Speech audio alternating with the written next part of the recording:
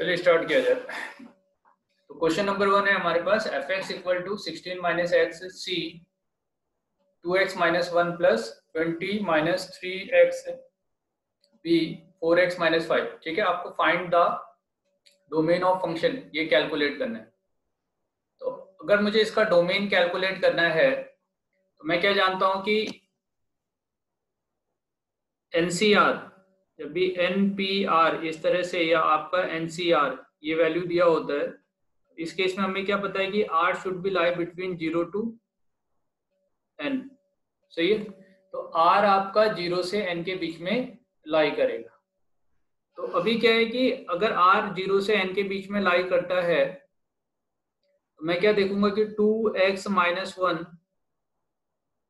Is lie between 0 to 16 minus x. ठीक है, 2x minus 1 is lie between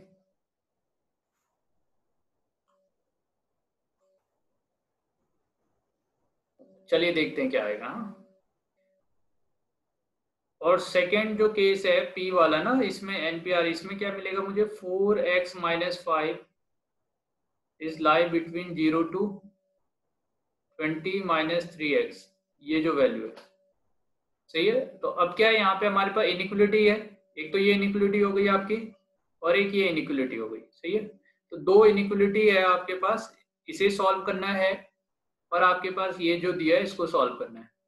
क्योंकि parallelly दोनों साइमल्टेनियसली इसका और इसका जो कंडीशन है, एक्स की ऐसी वैल्यूज आप लोगे जो इसको भी सेटिस्फाई करे और इसको भी सेटिस्फाई करे, दोनों को पैरेलली सेटिस्फाई करना जरूरी है ना।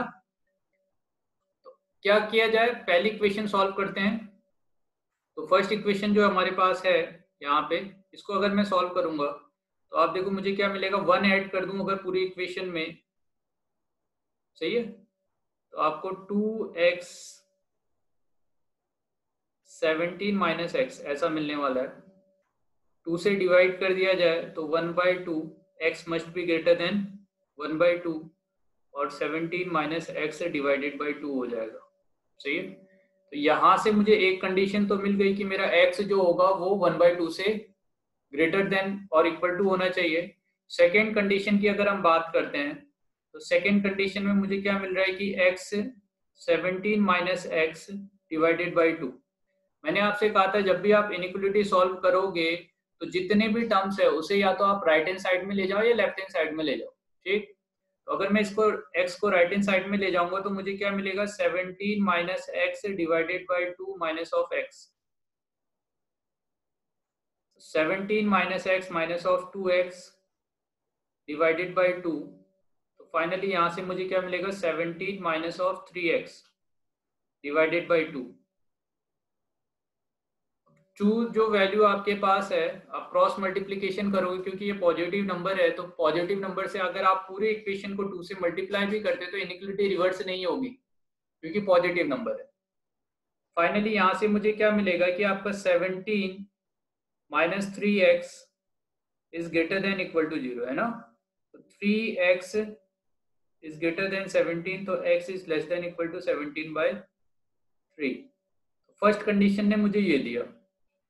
सेकेंड कंडीशन की अगर बात करता हूं तो इस इक्वेशन में 5 ऐड कर दूं, 5 ऐड करूंगा तो यहाँ 5 आ जाएगा, ये 4x होगा और यहाँ पे आपका 25 ऐड करेंगे तो 25 माइनस ऑफ 3x हो जाएगा। 4 से डिवाइड करोगे तो आपको 5/4 मिलेगा, means x is greater then 5/4। और सेकेंड ये जो इक्वेशन है इसको आपको सॉल्व करना है ना। अगर मैं यहीं से इस इक्वेशंस को देखूं तो 4x, यहाँ पे क्या दिया है आपका 3x, 25 माइनस 3x, 3x को अगर आप लेफ्ट हैंड साइड में ले जाओगे तो आपको 7x मिलेगा। तो यहाँ से आपका x का जो वैल्यू है वो कितना आ गया, 25 डिवाइडेड बाई 7। तो अब इन दोनों वैल्यू को आप क्या करोगे, रियल नंबर लाइन पे ड्रॉ करोगे। तो अगर मैं इस वैल्यूज को रियल नंबर लाइन पे पुट करता हूँ तो मुझे कौन कौन सी वैल्यूज मिलेगी, क्योंकि सभी वैल्यूज पॉजिटिव हैं तो ओरिजिन को थोड़ा इधर शिफ्ट कर लेते हैं। सही है, अब क्या है कि एक ने तो ये बोला मेरे से कि भाई x क्या होगा 1/2 से ग्रेटर होना चाहिए, और सेकंड कह रहा है कि 5/4 से ग्रेटर। तो 5/4 और 1/2 की अगर हम बात करते हैं तो 5/4 का जो वैल्यू है 1 पॉइंट समथिंग आएगा और 1/2 क्या होगा 0 पॉइंट समथिंग। तो पहले 1/2 आ रहा होगा कहीं पे, उसके बाद आपका 5/4 वैल्यू आएगा। अगर बात करूं 17/3 और 25/7 इन दोनों वैल्यूज की बात किया जाए तो अभी हमें क्या देखना है कि भाई दोनों में से कौन सा वैल्यू आपका ग्रेटर है। तो एक है आपका 75 और 17 × 7, तो आप देखिए ये तो आपका 70 समथिंग 89 हो जाएगा और ये आपका 75 ही है। इसका मतलब 17/3 इज ग्रेटर देन, है ना, ऐसा ही कुछ हो रहा होगा। ठीक, तो आपके पास क्या मिला, पहले आपका 25/7 वाला वैल्यू आएगा, उसके बाद 17/3 आएगा। आप डायरेक्टली भी देख सकते थे 7 3 आपका समथिंग आता और यहाँ पे क्या 8 कितनी बार जाएगा, 5 टाइम से जा रहा होगा। तो ये हमें वैल्यूज मिल गई। अब क्या करना है, मैं इसमें रीजन ड्रॉ कर रहा हूँ जिस रीजन में मेरा सॉल्यूशंस आ रहे हैं। तो फर्स्ट वाले ने क्या बोला सॉल्यूशन के लिए कि x should be lie between 1/2 to 17/3। तो 1/2 से 17/3 के बीच में वैल्यू आ रहा है फर्स्ट वाले का, सही है। सेकेंड वाले का जो वैल्यू है वो वैल्यू 5/4 से 25/7 आ रहा है, सही है। तो अब देखो आपको क्या है, आपको तो कॉमन सॉल्यूशन देखना पड़ेगा सॉल्यूशन कैलकुलेट करने के लिए। तो इन दोनों में जो आपका कॉमन लाइन है, तो कॉमन लाइन कौन सी होगी आपका, ये वाली लाइन। यहां से ये वाला जो रीजन होगा वो दोनों में कॉमन है ना।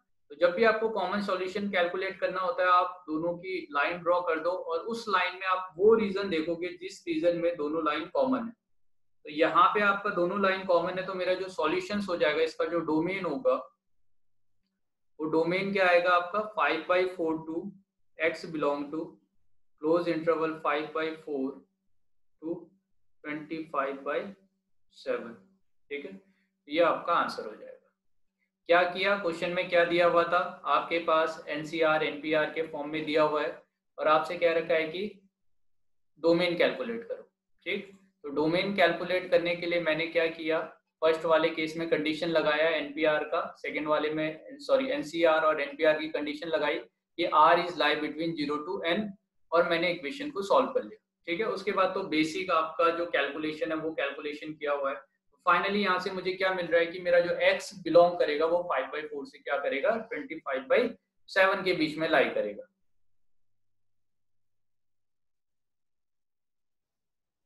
सिमिलरली ऐसा ही एक क्वेश्चन हमारे पास और है, find the domain of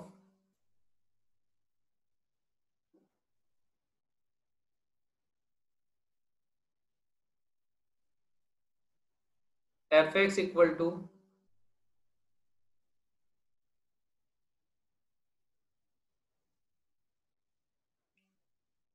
√over x² + 4x। ठीक है, x² + 4x दिया और c टाइम्स ऑफ 2x² + 3 ये गिवन है। ठीक है, सेम कंडीशन। अगर आपने कॉम्बिनेशन परम्यूटेशन पढ़ा हुआ है या थोड़ा आपको अरेंजमेंट के बारे में पढ़ा है, 11th वाले बच्चों ने तो सबने पढ़ा हुआ है ना। तो क्या है कि कॉम्बिनेशन कभी निगेटिव नहीं होता है। जो भी वैल्यूज ये दे रहा होगा या तो आइदर क्या देगा, ज्यादा से ज्यादा 0 हो सकता है या आपका पॉजिटिव नंबर से देता है। तो आप देखो रूट की पहली कंडीशन होती है डोमेन कैलकुलेट करने के लिए कि आपका इसके अंदर आने वाली जो क्वांटिटी है वो पॉजिटिव होनी चाहिए। अब मैं ऑलरेडी जानता हूं कि कॉम्बिनेशन के अंदर आने वाले जो नंबर्स है वो 0 आएंगे या कोई पॉजिटिव नंबर्स आ रहे होंगे, है कि नहीं। तो अब इस रूट की कंडीशन तो ऑलरेडी सेटिस्फाई हो गई।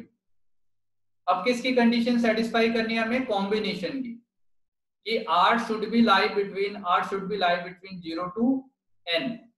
तो ये कंडीशन अगर मैं अप्लाई करूंगा तो 2x² + 3 वाला जो वैल्यू होगा वो 0 से n के बीच में मींस x² + 4x के बीच में लाई करेगा, इसके बीच में आएगा। तो मेरे पास दो इनइक्वालिटी मिल रही है, एक तो इसको सॉल्व करना है और एक इसको सॉल्व करना है।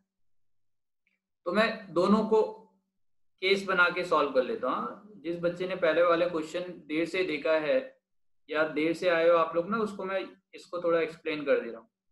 अब देखो फर्स्ट वाली कंडीशन हमें ये वाली जो इनिक्वलिटी है ना, ये इनिक्वलिटी क्या दे रही है कि 2x² + 3।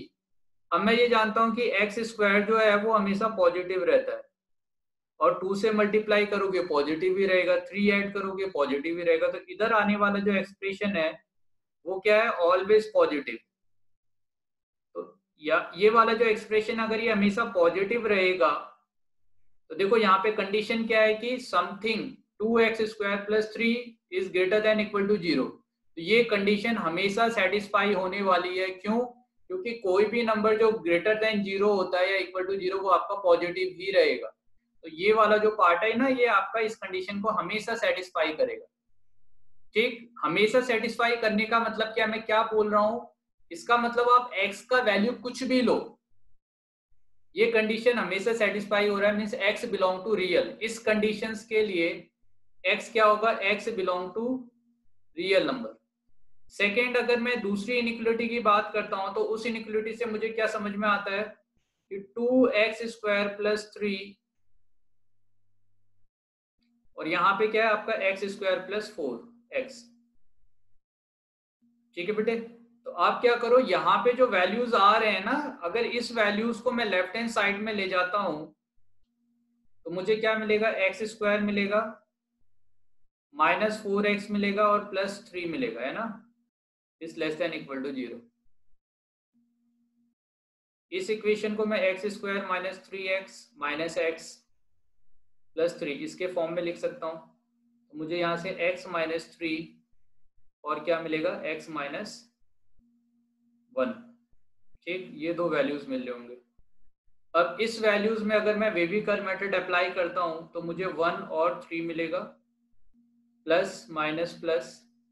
तो आप देखो आपको कौन सा रीजन मिल रहा है यहाँ पे, लेस देन 0 वाला। तो लेस देन 0 वाला रीजन कहाँ से, 1 से 3 के बीच में लाई करेगा। तो इस कंडीशन के लिए क्या मिला, x belong to 1 to 3, x 1 से 3 के बीच में होगा। फर्स्ट वाला केस जो है इनिक्वलिटी, वो कह रहा है x कुछ भी हो मुझे कोई फर्क नहीं पड़ता। सेकेंड वाला कह रहा है कि नहीं, मैं तभी डिफाइन होऊंगा जब x का वैल्यू 1 से 3 के बीच में लाई करेगा।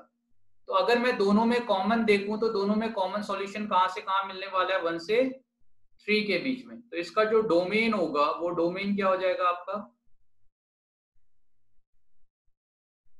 1 2 3।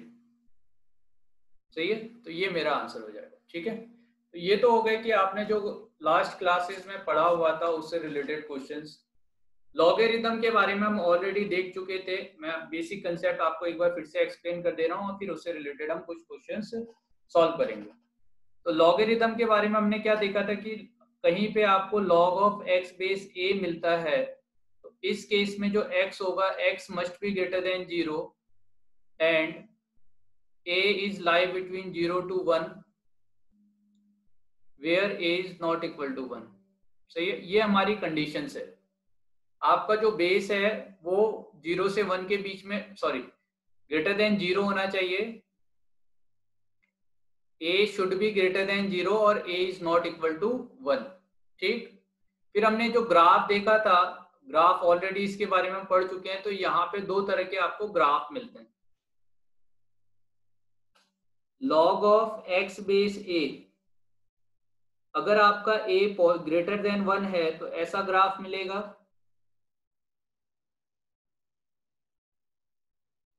अगर आपका a 0 to 1 के बीच में है तो ऐसा ग्राफ मिलता था। सही है, तो अभी तो हम डोमेन की बात कर रहे हैं। तो चलिए, अब डोमेन में अगर हमारे पास क्वेश्चंस है, किस तरह से इसका कंसेप्ट अप्लाई करेंगे हम डोमेन वाले क्वेश्चंस में।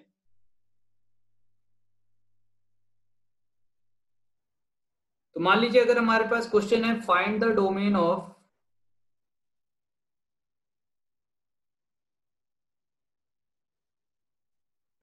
f(x) इक्वल टू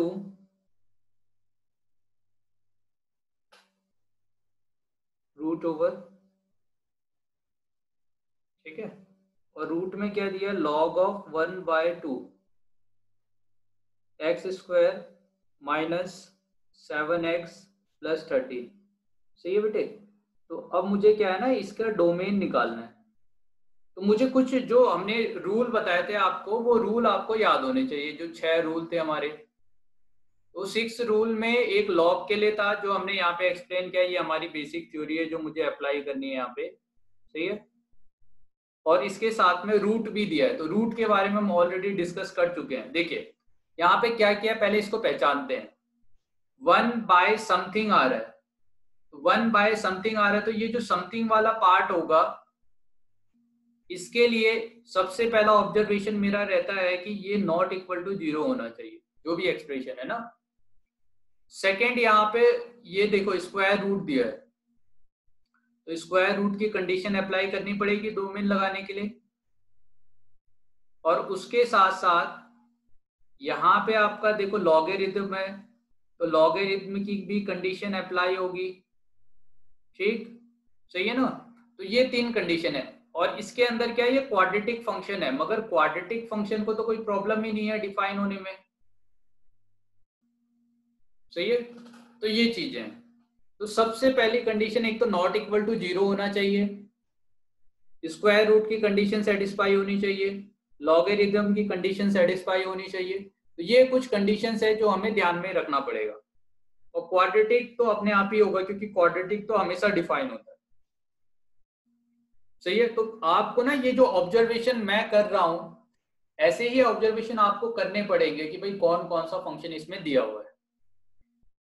तो आप ये देखो, ये वाला जो वैल्यू है ना, यहाँ पे आने वाला जो वैल्यू है लॉगरिथम, ये पूरा वैल्यू 0 कब होगा, नॉट इक्वल टू 0 चाहिए ना।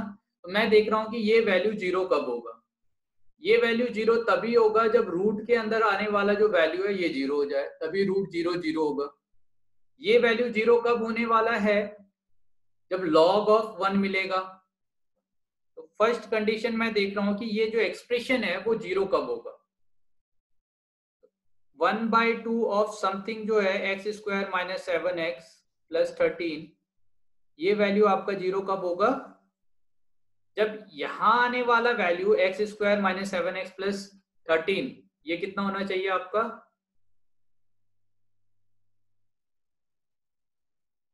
1। ठीक है। X square minus 7x plus कितना होगा आपका 12 होगा।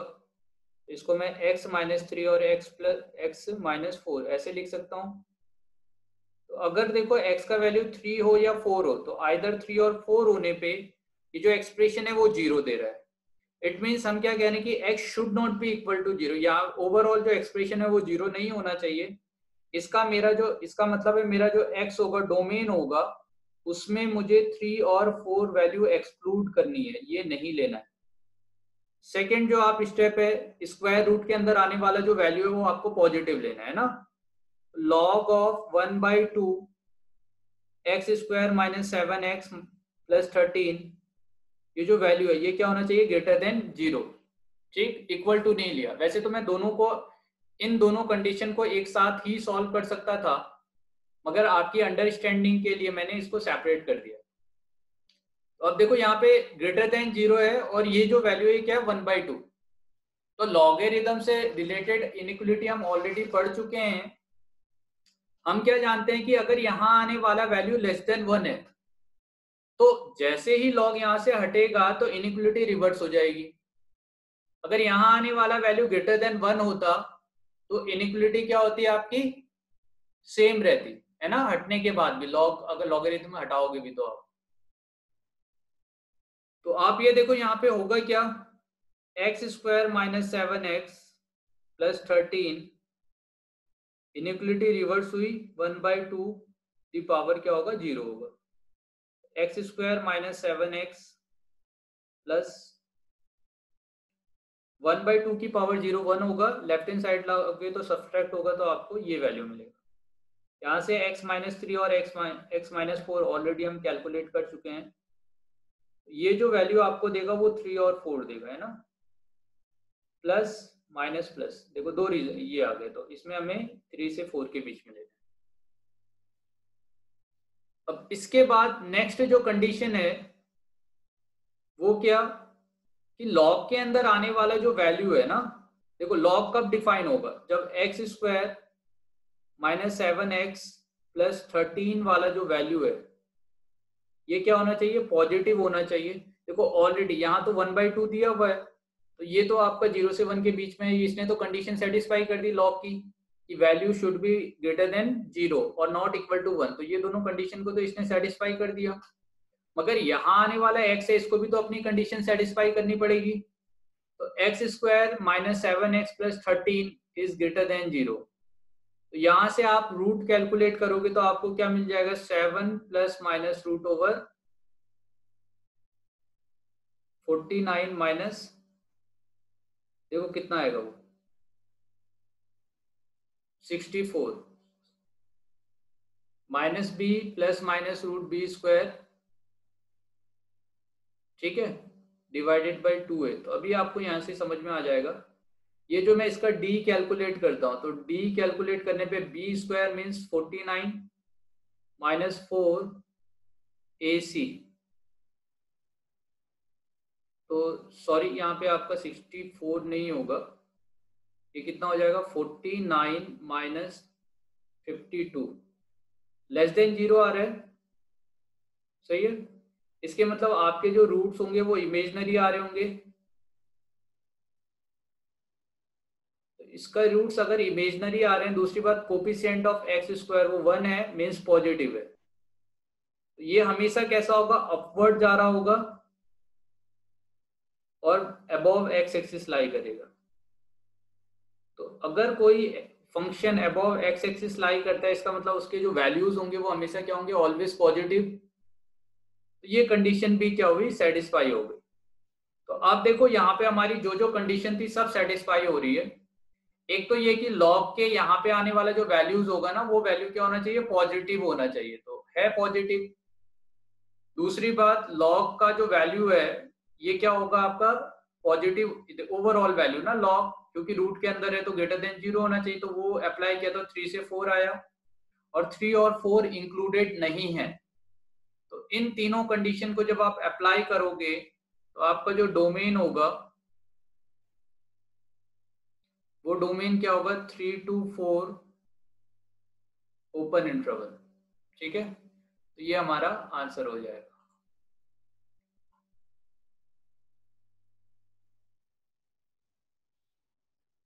सही है। तो इस तरह से इसको सॉल्व करेंगे बेटे हैं। चलिए, तो एक सिंपल सा क्वेश्चन मैं आपको दे रहा हूं इससे रिलेटेड, अगर आपको लॉगरिथम थोड़ा बहुत समझ में आए तो।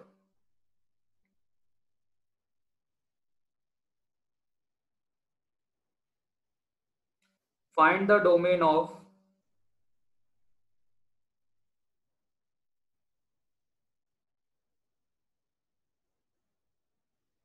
फंक्शन f(x) इक्वल टू, ठीक है, इजी क्वेश्चन है, log of 10 base 1 minus x plus √x + 2, कितना होगा इसका domain.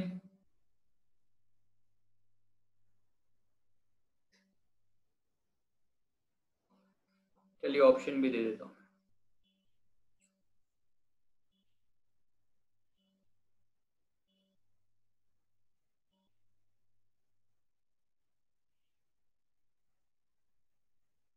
-2 to 1,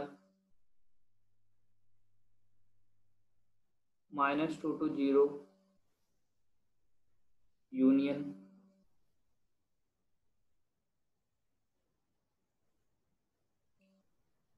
-2 to 0, union 0 to 1, none of this।